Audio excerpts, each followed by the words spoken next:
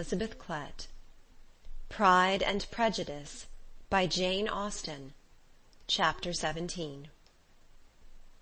Elizabeth related to Jane the next day what had passed between Mr. Wickham and herself.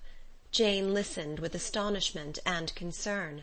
She knew not how to believe that Mr. Darcy could be so unworthy of Mr. Bingley's regard, and yet it was not in her nature to question the veracity of a young man of such amiable appearance as Wickham. The possibility of his having endured such unkindness was enough to interest all her tender feelings, and nothing remained therefore to be done but to think well of them both, to defend the conduct of each, and throw into the account of accident or mistake whatever could not be otherwise explained. "They have both," said she, "been deceived, I dare say, in some way or other, of which we can form no idea. Interested people have perhaps misrepresented each to the other. It is, in short, impossible for us to conjecture the causes or circumstances which may have alienated them, without actual blame on either side." "Very true indeed. And now, my dear Jane, what have you got to say on behalf of the interested people who have probably been concerned in the business? Do clear them too, or we shall be obliged to think ill of somebody." "Laugh as much as you choose, but you will not laugh me out of my opinion. My dearest Lizzy, but do consider in what a disgraceful light it places Mr. Darcy, to be treating his father's favourite in such a manner, one whom his father had promised to provide for. It is impossible.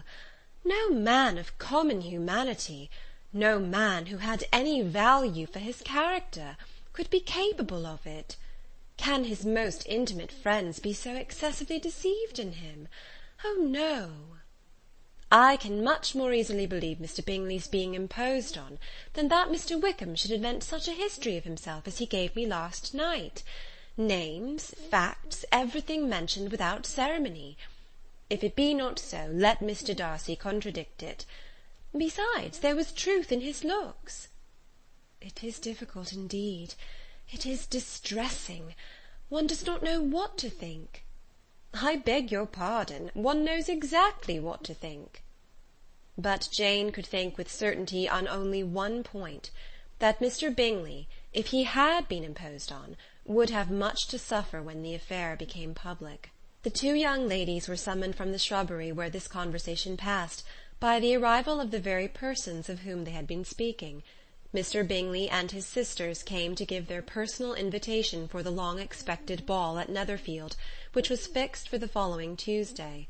The two ladies were delighted to see their dear friend again, called it an age since they had met, and repeatedly asked what she had been doing with herself since their separation. To the rest of the family they paid little attention, avoiding Mrs. Bennet as much as possible, saying not much to Elizabeth, and nothing at all to the others. They were soon gone again, rising from their seats with an activity which took their brother by surprise, and hurrying off as if eager to escape from Mrs. Bennet's civilities. The prospect of the Netherfield ball was extremely agreeable to every female of the family. Mrs. Bennet chose to consider it as given in compliment to her eldest daughter, and was particularly flattered by receiving the invitation from Mr. Bingley himself, instead of a ceremonious card. Jane pictured to herself a happy evening in the society of her two friends, and the attentions of her brother, and Elizabeth thought with pleasure of dancing a great deal with Mr. Wickham, and of seeing a confirmation of everything in Mr. Darcy's look and behaviour. The happiness anticipated by Catherine and Lydia depended less on any single event or on any particular person, for though they each, like Elizabeth, meant to dance half the evening with Mr. Wickham, he was by no means the only partner who could satisfy them, and a ball was, at any rate, a ball.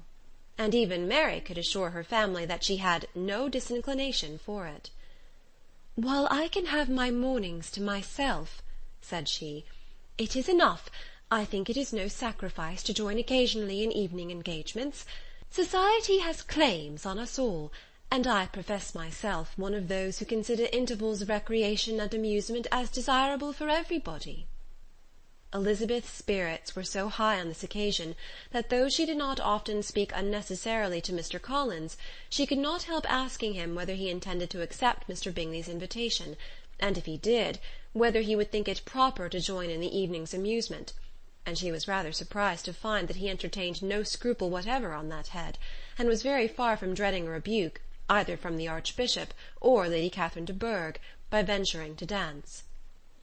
"I am by no means of the opinion, I assure you," said he, "that a ball of this kind, given by a young man of character to respectable people, can have any evil tendency, and I am so far from objecting to dancing myself, that I shall hope to be honoured with the hands of all my fair cousins in the course of the evening, and I take this opportunity of soliciting yours, Miss Elizabeth, for the first 2 dances especially, a preference which I trust my cousin Jane will attribute to the right cause, and not to any disrespect for her." Elizabeth felt herself completely taken in. She had fully proposed being engaged by Mr. Wickham for those very dances, and to have Mr. Collins instead. Her liveliness had never been worse timed. There was no help for it, however. Mr. Wickham's happiness and her own were perforce delayed a little longer, and Mr. Collins' proposal accepted with as good a grace as she could. She was not the better pleased with his gallantry from the idea it suggested of something more.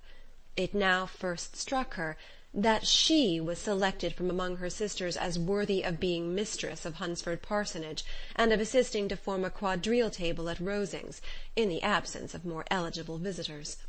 The idea soon reached a conviction, as she observed his increasing civilities toward herself, and heard his frequent attempt at a compliment on her wit and vivacity, and though more astonished than gratified herself by this effect of her charms, it was not long before her mother gave her to understand that the probability of their marriage was extremely agreeable to her.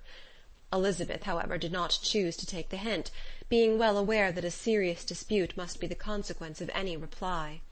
Mr. Collins might never make the offer, and till he did, it was useless to quarrel about him. If there had not been a Netherfield ball to prepare for and talk of, the younger Miss Bennets would have been in a very pitiable state at this time, for from the day of the invitation to the day of the ball there was such a succession of rain as prevented their walking to Meryton once. No aunt, no officers, no news could be sought after. The very shoe-roses for Netherfield were got by proxy. Even Elizabeth might have found some trial of her patience in weather which totally suspended the improvement of her acquaintance with Mr. Wickham, and nothing less than a dance on Tuesday could have made such a Friday, Saturday, Sunday, and Monday endurable to Kitty and Lydia.